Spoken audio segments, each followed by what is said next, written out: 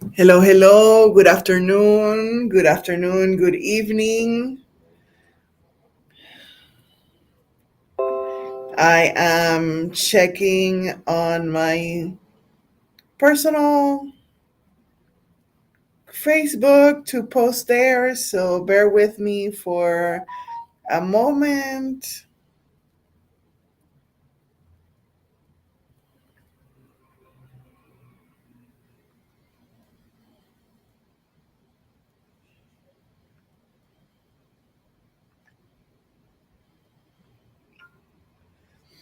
All right.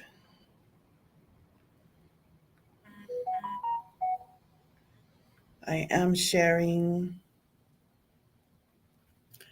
Welcome, welcome, welcome. Good afternoon, good evening. How are you? Oh, I need to I need to wear my glasses. Hello, Nicole. Hello, Christina. I am here today, this evening, covering for Reverend Chris because he is, as you probably know, he is in Kansas City. We had the Unity Convention last week. Reverend Juan, Reverend Chris, Eddie Dominguez, Steve McCoy, John Irvin, Jason Weeks, Reverend Anna. We were all there at the convention last week, and Reverend Chris is currently this week over there with his family, exploring his new home options. And so I am here sharing with you this evening. It is my pleasure to be here with you today.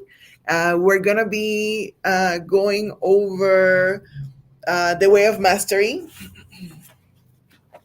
I love this book. It actually has three parts, and you can buy them. Hey, Callie, good to see you, or see you online. So some of those papers they're not all for today. Some of them are just my current notes. Hey, Pam, and some of them are the ones I'm going to share with you, depending on what time allows for us. And so, the way of mastery has the way of the heart, the way of transformation, and the way of knowing. Hey, Tony, and so we're going to be going through pages throughout all lessons. So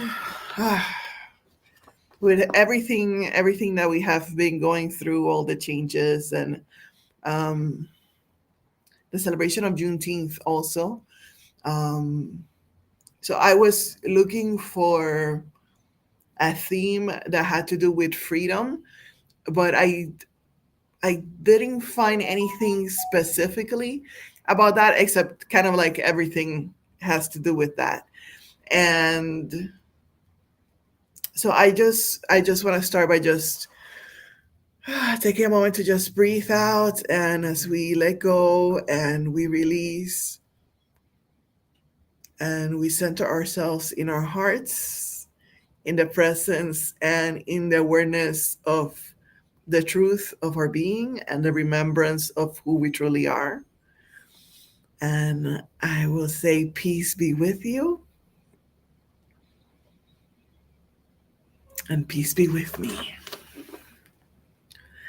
Hello, Miss Linda. Welcome. And so, the one peculiar thing about this book is that it's supposed to be channeled from Yeshua, just like A Course in Miracles is. And it is, if you're not familiar with it, this is sort of like more modern version, shorter version of A Course in Miracles. That's my perspective of it. The English is easier to read, and it's a shorter version, but it has a lot of similarities, a lot of similarities. And so one of the axioms, it has two axioms, and as I was going through this afternoon trying to figure out in which order I was going to do things, I ran into this axiom and it just triggered me. So I said, okay, I'm going to start with it. And the second axiom says, I need do nothing. I need do nothing. And in my head, I was like, what do you mean? I need to go do self discovery. I need to go to work. I need to, all these things in our head, in our mind that we have to do. I need to do this. I need to do that. Why didn't I do this? Why didn't I do that? I don't have enough time to do this. I don't have enough time to do that. And this whole concept. And so I had to sit with it and come to the center, come to the awareness that it is not, we do not need to do anything. We choose to do. We get to choose what we do. We get to choose whether we do something or not do something. We get to choose when we do something. And it's just, it goes back to free will. It goes back to, from the 12 powers, it goes back to the power of will, which is the power of choice. And it's just this concept that when we change that perspective that seems so basic, it may seem so simple, it's we get our power back. There is a difference between, oh my God, I have to do this, I need to do this, a little bit of a victim mentality there, versus I choose to do this. I am choosing to do this because it benefits me, because by choosing to do this, I get to receive these benefits. I get to receive, these other options open up for me. So I get to, yes, Christina, I get to do this. I get to choose this. I get to.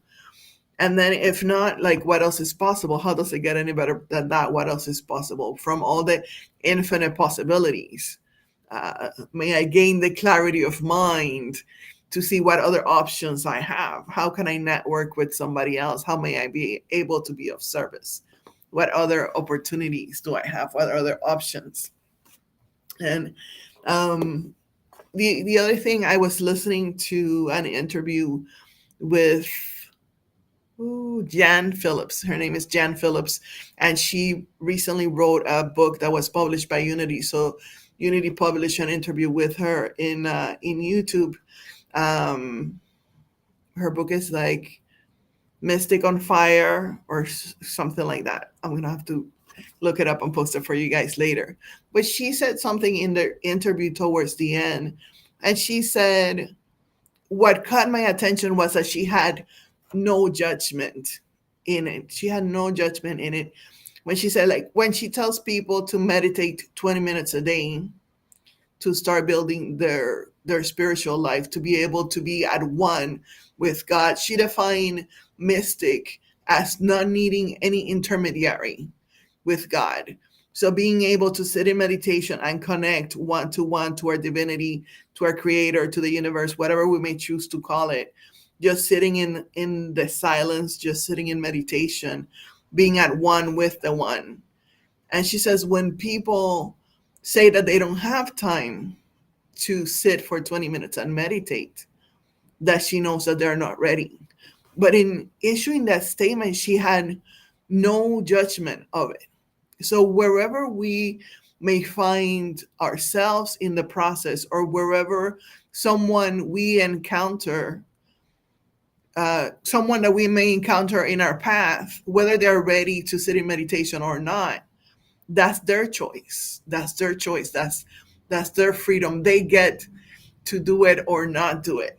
And it's all okay, because everything is in divine order. So that reminds me, the way of mastery asked us to sit for 5 minutes a day in Christ consciousness, to sit for 5 minutes a day.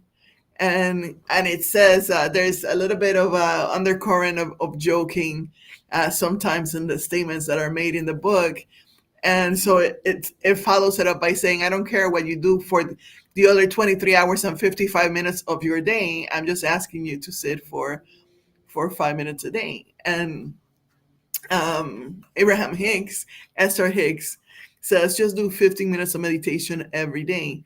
So whether we do 5 minutes a day, or we do 15 minutes a day, or we do 20 minutes a day, Jan says that she sets 20 minutes a day, and that sometimes gets extended into an hour. Sometimes it doesn't, just depending on whether she's in the flow or not. But she doesn't push it. She doesn't make herself go beyond those 20 minutes if she's not in that place of being in the flow. And so whether we choose to do 5 minutes of meditation, to be connected to the oneness, to be in that place of creativity, of our higher self instructing us what's the best way for us, what's the best thing for us to do, what's the best path for us to go. That's our choice. And to offer that kindness to ourselves, to offer ourselves that kindness to us and to anybody that we may encounter, that whether we miss a day that goes by without meditating, or we haven't meditated in 3 months or in 3 years, would we be kind enough to ourselves? Would we be in that space of loving kindness for ourselves to allow ourselves, okay, I haven't prioritized this in my life. I haven't valued this in my life. And I'm going to give myself permission to be that, and to choose, maybe not today, but maybe tomorrow, maybe next week. That whole concept. So are we hi Irene. So I are we do how do you guys what's your relationship with your daily practice, daily meditation practice, and are you kind with yourselves with you when you miss a day, or when you get out of sorts, out of vibration? And do you find yourself that when you do your meditations that is productive for you? Is it bringing, and I'll say productive, quote unquote, because sitting in meditation sometimes with like a purpose in mind is counterproductive, right? Like the best thing to do is usually just sit in meditation, period, without expecting anything. But when we are in that, um credit having has to you have to get back into it. Awesome. So when we do sit in meditation, do you find it useful, helpful? Does it improve your creativity? What benefits do you come out from your meditation practice, or from your mantra practice, or from any practice that you may have adopted, to quiet your mind, to center yourself, to connect with the oneness? Any benefits that you have found from that practice, from your personal practice? While I look for the next quote.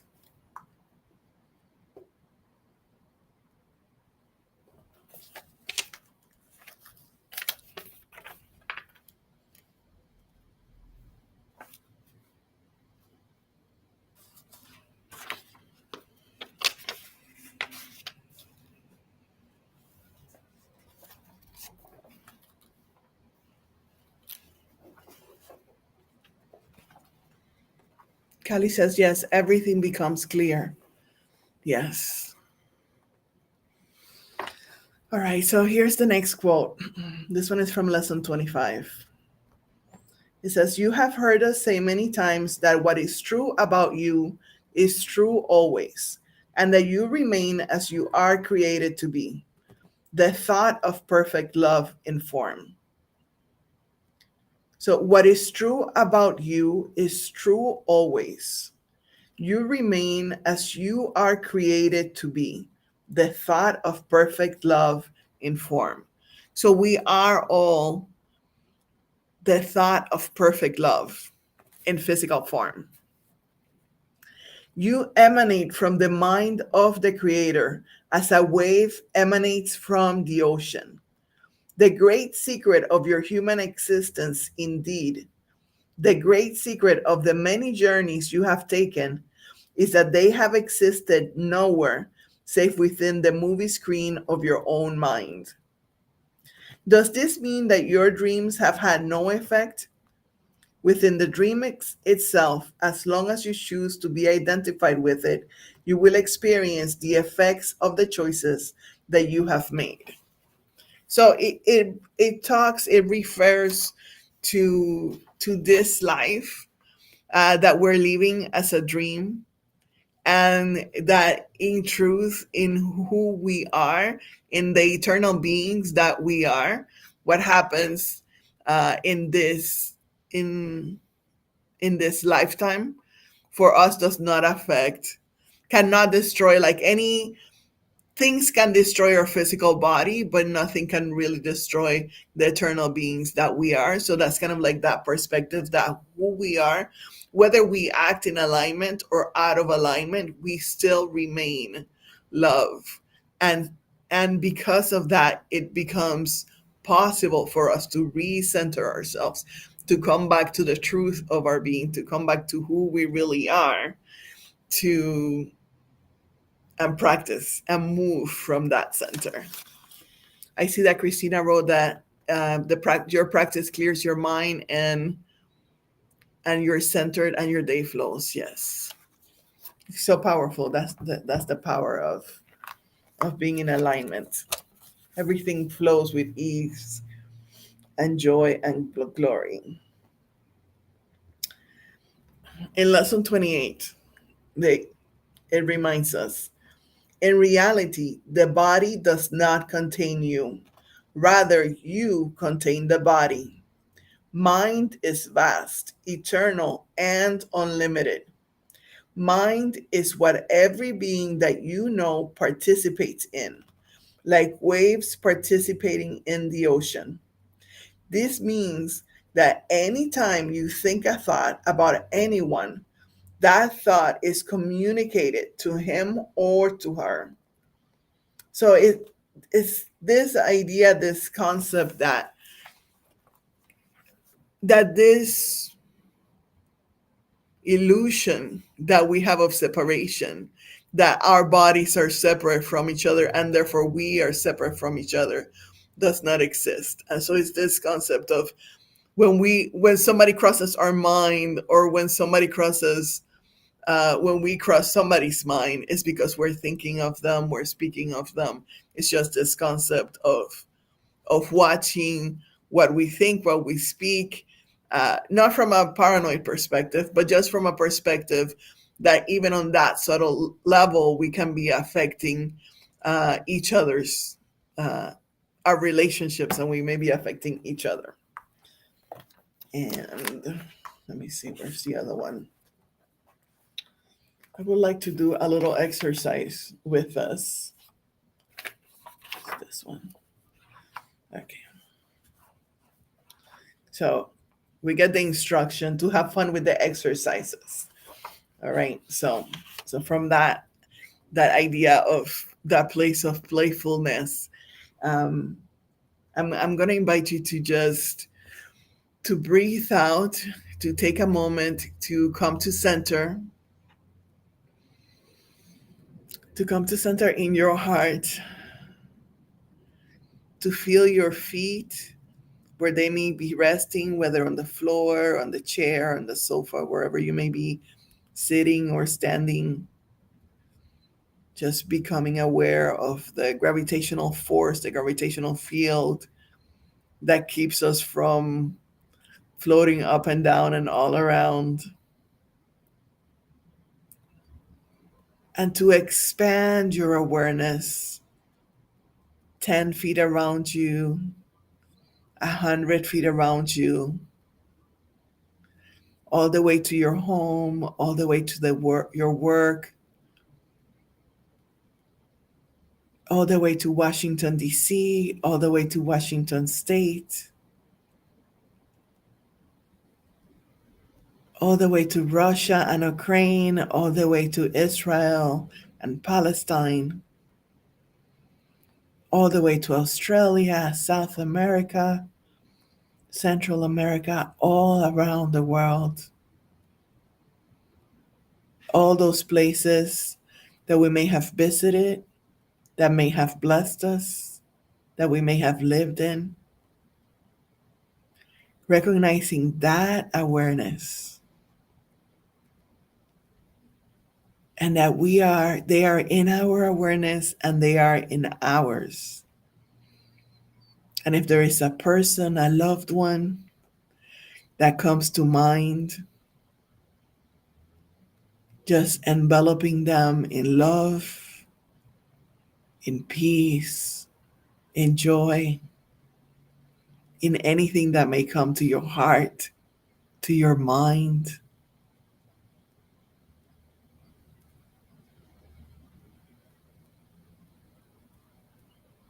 Just staying for a moment in that awareness, in that knowingness,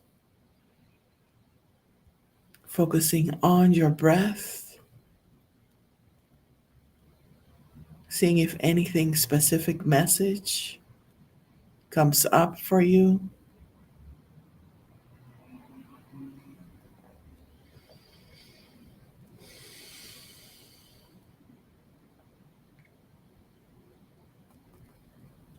I'm going to go ahead and read a few questions and just sit with them, see if something comes up for you. What do I need to let go of? How deep can my self honesty go? How wide can my compassion for life spread? What actions am I actually taking in this world?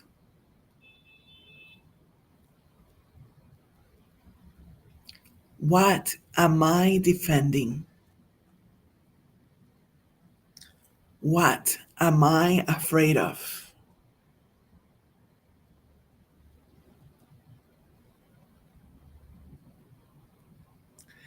Am I willing to become so powerful a conduit for Christ or Buddha consciousness that I take on responsibility for the atonement and tell Jeshua to move aside?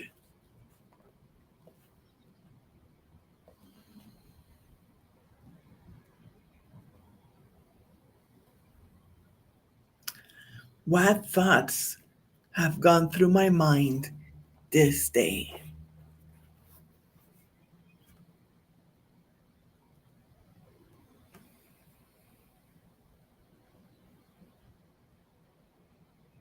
And taking a moment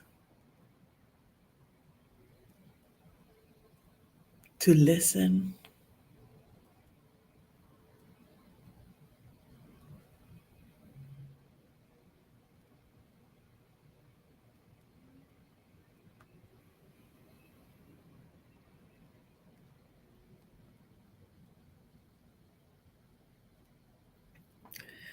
And giving thanks and knowing and remembering that we can always be in this awareness, that this awareness is always available to us. And if something came up for you and you would like to share it in the chat, you can go ahead and do that.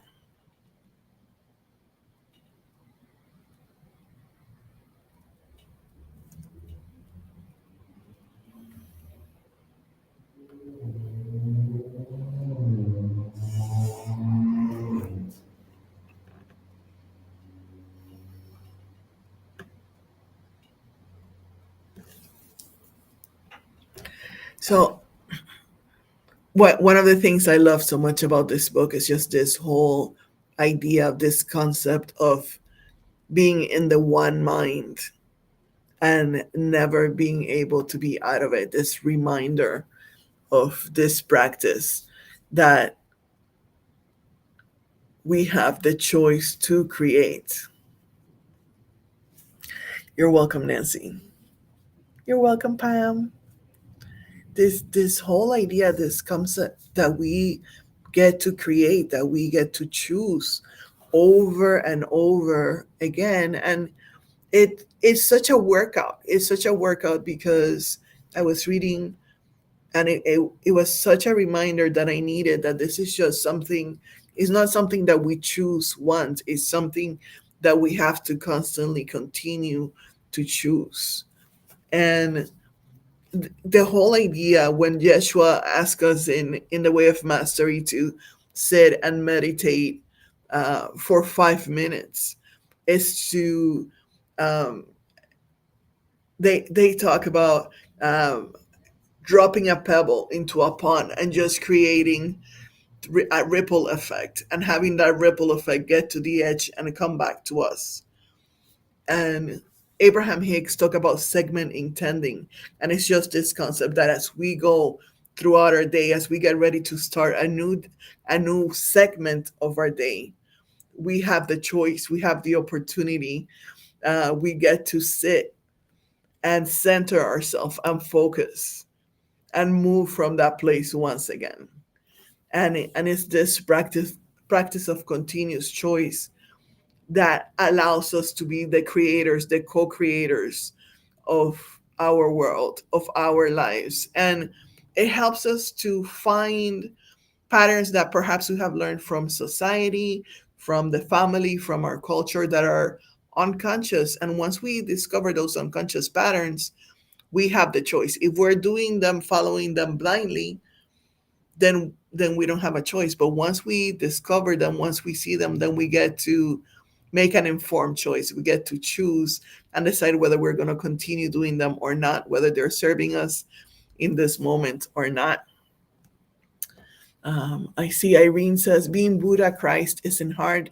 It is a minute to minute awareness. That power of beingness is the presence. Yes, exactly. And yeah, I love that you're saying like it's a minute to minute, because it's that coming back to center, coming back to the awareness. If we move away from it, breathe back into it. Remember, right? We are who we were created to be. We're still love. So it's just coming back to that center, to that awareness, and releasing that other idea that doesn't serve us, that other concept.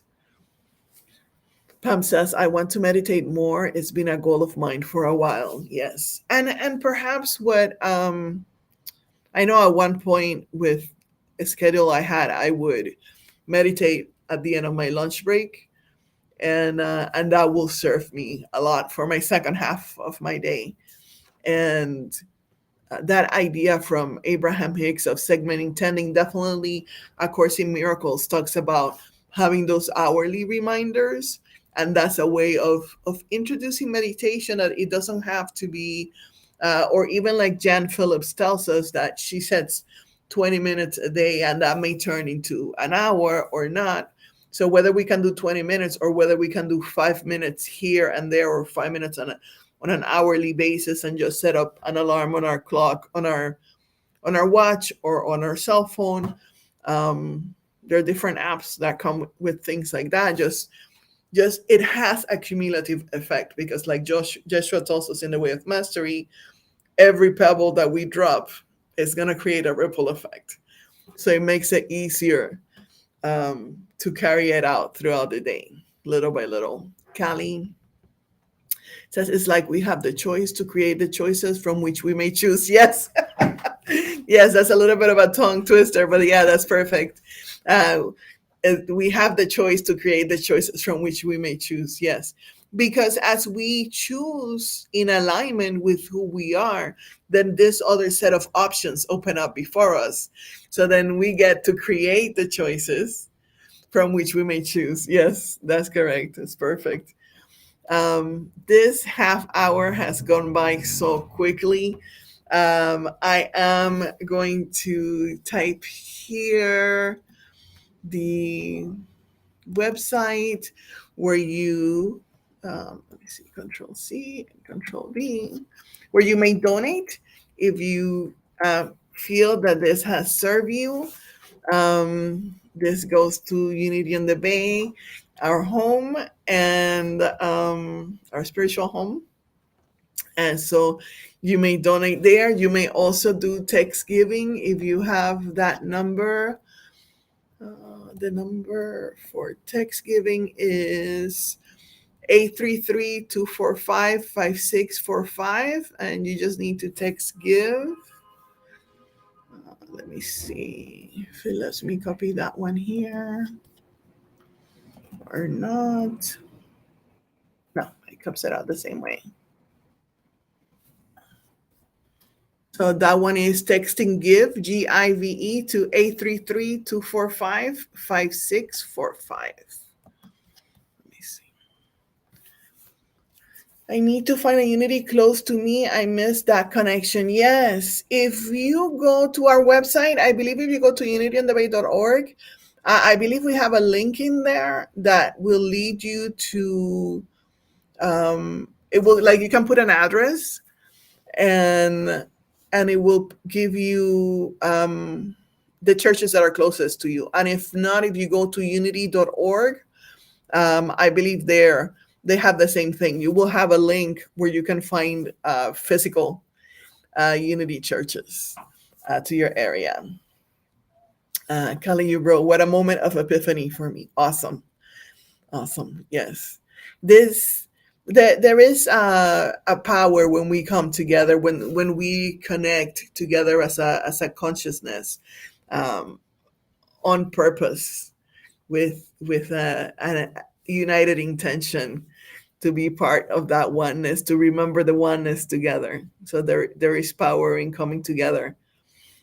And at the same time, I am a firm believer in this, that we are at one with God, right? But sometimes seeing each other, we can see the face of God in each other, and that helps us and strengthens us.